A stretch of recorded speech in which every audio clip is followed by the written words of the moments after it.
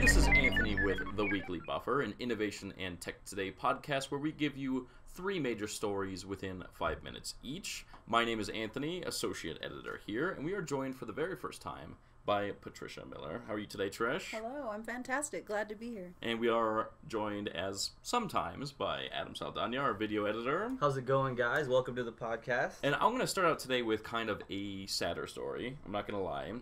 And it's actually just came out about, I'm going to say 30 minutes ago or so. Yeah. It's we're actually recording this November 12th. So November 12th. So when this airs, you guys probably already heard the news, but yes, but Stan Lee has just recently passed away, creator of so many great Marvel Comics characters and heroes. I was doing a little bit of reading about him after finding that out.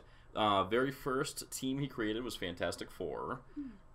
He made cameos in every single MCU movie, I guess, from like Iron Man basically up to Infinity War, Venom. He was in all of those, Deadpool 2 even. Yeah. Those are some of my favorite parts of just seeing him come in and bust in and do a little cameo. It really grounds you like throughout the movie. So it'll be interesting. Well, he's been doing that for years too. Even before the MCU, I remember in X-Men he was in it. He was in all the Spider-Man movies with Tobey Maguire. Yeah. And it was such a cool way to like honor somebody that's done so much of the creation of Marvel Comics.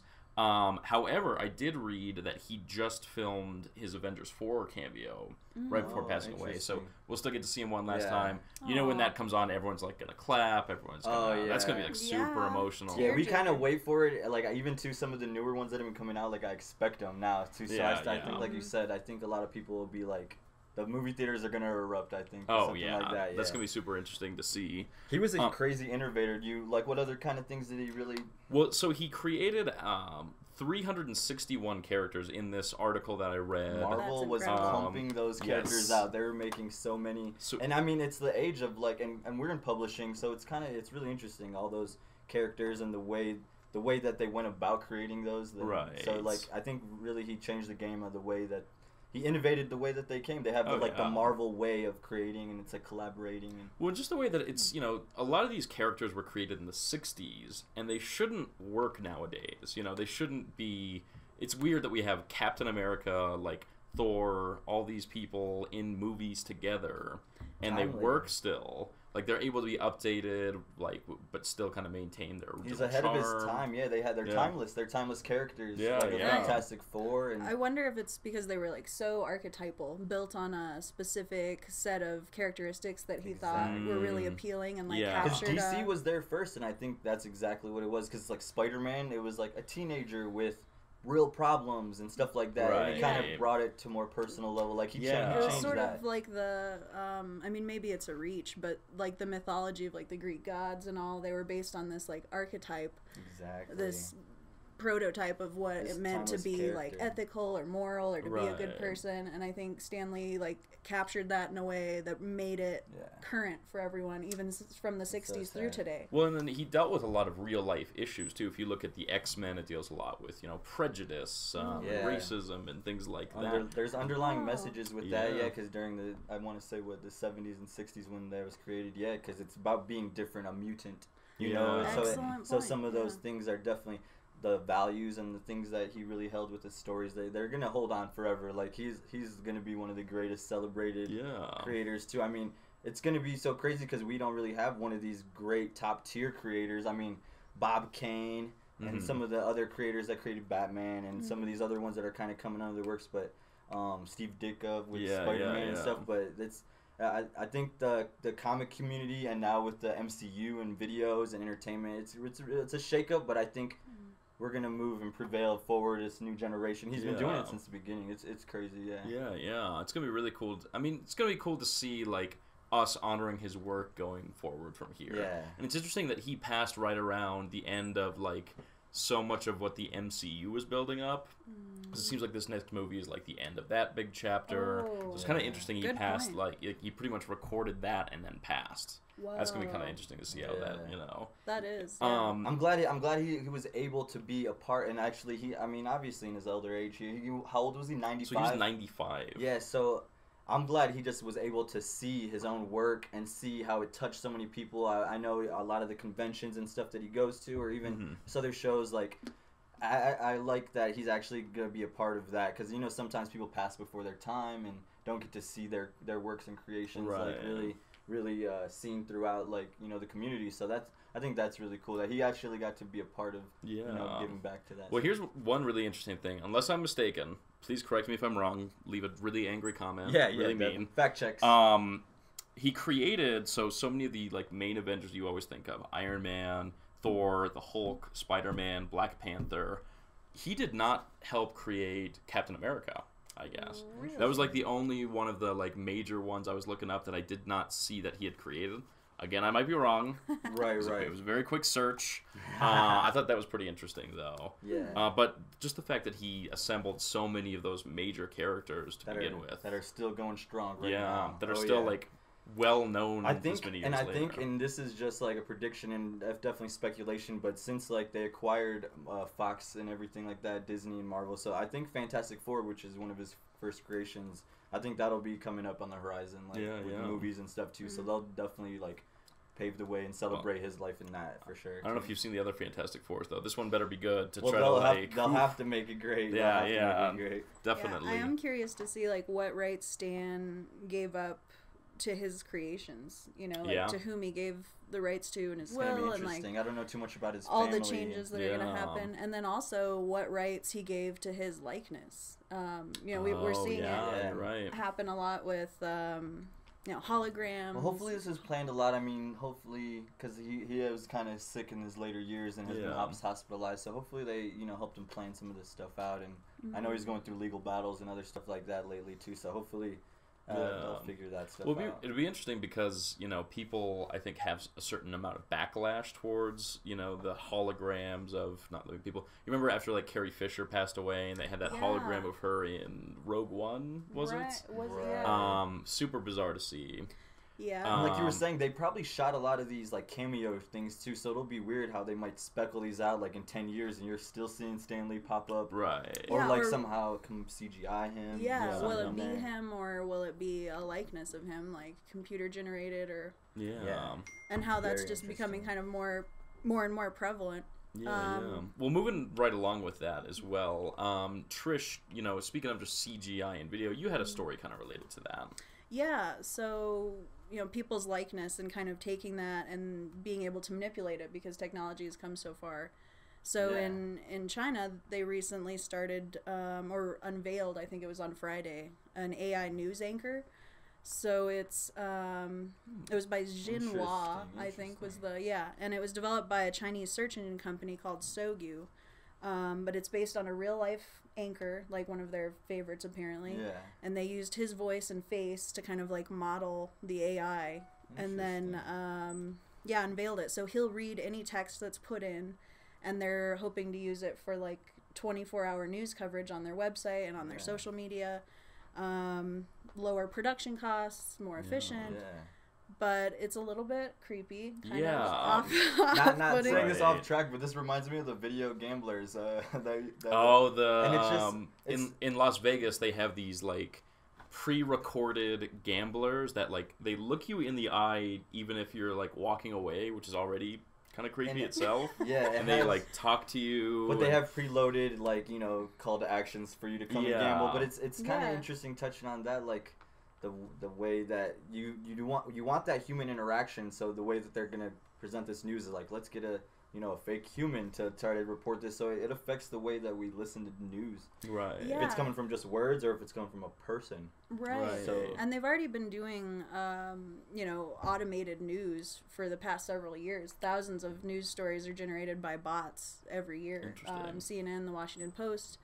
They all already have writers that are writing the news based on compiled information, but having a fake person to present it, I think, brings up some kind of weird issues. And what about like the ethical boundaries? I mean, now you're talking about a person that's an entity that's establishing trust with its audience, and then can be programmed to say whatever information is put in, so it has no ethical guidelines like journalists are supposed to have. Whoever created that, whoever's can tell this thing to say whatever it wants, and then the media is supposed to or the public's supposed to take this as like a trusted representative, and I just think that's going to lead to other issues. Right. It's a touchy issue. I've visually seen a screenshot of it, but I didn't watch like a video lapse or of them report anything. So I wonder how realistic is it? Like, is it? It's shockingly realistic, but it's very flat. It's like you know, the inflections aren't right. He's not excited about things. It's the first like prototype version of it. Yeah. It's still like a little bit off. Hopefully people can distinguish that, because I want to say, and hopefully, I mean, if it's still valuable news, that they'll still be able to, you know, pump the brakes on stuff. Yeah. Well, it's interesting because it's coming out. It's developed by one of the countries with the most press restrictions in the world. I mean, the least press freedom of just about any country. So you have to wonder, like, what are they really going to do with this? And where, you know, like, what rabbit hole is it going to take them down as people try to trust this thing? And they said they don't really know when they'll start using it, like, full time. Are they going to be taking over these kind of podcasts as well? Because it's just it's like now. Generated. You're not even going to notice we're three CGI. holograms. We're CGI right now. We're in the corner actually. just, like, watching over. But I wonder if that will happen. Like, touching on that kind of, though, moving right along, like, in that same kind of sense, I wanted to touch on, like, this fake news. I don't know if you guys heard about, last week, there was, well, here, President Trump held, like, a press conference for the news, and usually this is, like, a regular thing, and, he was holding a press conference at the White House, and, long story short, if you want to kind of look up the details, the CNN reporter was, talking with President Trump, and, they were kind of going at it, and he kind of was like, next, you know, kind of next person. He was addressing some serious questions, but an intern kind of went up to grab the microphone and, you know, take it from him, and the CNN reporter kind of went to move away a little bit, but what was really surprising is the White House press secretary Sarah Huckabee later shared this video footage. And they're saying it's kind of altered, so it's kind of like this fake news jumping on board with that. Like, they played the videos side by side, and CNN has a video, and there's obviously, you know, it was a live, you know, they were shooting this live, so there's like actual real time footage, and then they put it next to this other video, and what happens was, like, can I see your arm really quick too? Yeah. So like. The girl's trying to take the microphone away, and what they did in one video, it feels like they like froze the frame for like a couple seconds and then played it back in real time, so it looked like kind of like he's karate chopping or moving. It like really just changes the whole tone of the video. Like, if you take it out of context, it looks like he's, you know, trying to karate chop this young girl intern, taking the microphone away, and they actually removed his press passes. They revoked his press pass. This was earlier last week, so November 8th, and I mean he's been in the White House. I mean, they should let, you know, press, you know, ask these questions. It's kind of like the freedom having to do with some of the So, and kind of touching on what you were saying. So the really thing that blew me was how this video got shared, and it's got millions of views already. And it's kind of like touching on like this fake news, like just what can we believe these days? The idea of like deep fakes, where the technology has kind of surpassed our ability to discern what's real and what's not. Right. And in this video, I checked it out before we started recording today, and it's just a slightly faster version of what the guy's doing, but it's enough so you go, well, yeah, that guy probably shouldn't be allowed back in there. He was a little aggressive. But when you watch the unaltered video, you're like, well, the guy literally did nothing. He was just like, oh, you're getting in my space. Yeah, it was. Okay, I'm done. It changes the whole tone, and it literally is 3 and so frames. More importantly than the quality of the video is the fact that the White House released this completely fake, altered video, and we're aware of it. And what can we do? I mean, like, is this something that's just going to become so normalized that we're like, well, you can't trust anything you see ever? Yeah. When does a lying White House become something where we can never believe anything they put out? Yeah, no, and you're totally right. Like, that's almost something that we've believed before, is that, like, I don't know, you have to take everything with a grain of salt. And now the fact that, like, video is the next, you know, seeing is not believing. Yeah, like, literally video evidence can be altered, and that can go, like, much further than that too. And that kind of reminded me too, which kind of, I don't know if a lot of the viewers seen, maybe we'll put a link in the YouTube description and in our podcast too, but Jordan Peele actually had released a video not too long ago, maybe last year, right before the election of President Trump, and it was an actual video of Obama kind of addressing the nation about this fake news, and it was showing Obama, and then it kind of split screen over to Jordan Peele, and he was voicing over and animating, and it was a real live action animation of, you know, Jordan Peele talking, but it was over Obama. So it's kind of one of those things. Now we're in the time of this like information age, and how we can alter video and audio and changing people's voices and doing stuff like that. So it's a weird question now. We're in this age where it's hard to believe, like with the fake anchor and stuff like that. Fake news anchors, fake I mean, videos. even with Stan Lee's death, remember they've reported on people who died, and we've been like, oh, so and so died, and it was fake news. They're like, oh, and then it's going around spreading fake news too. Like, I forgot. And then you hear they're going on tour in Vegas, and you're like, what? And you're like, oh, they're holograms going. It's hard. It's hard. I mean, it's hard. You just gotta really. Well, with the, I mean, this is slightly off topic with that, but I know we spoke a little bit. Words aren't good today.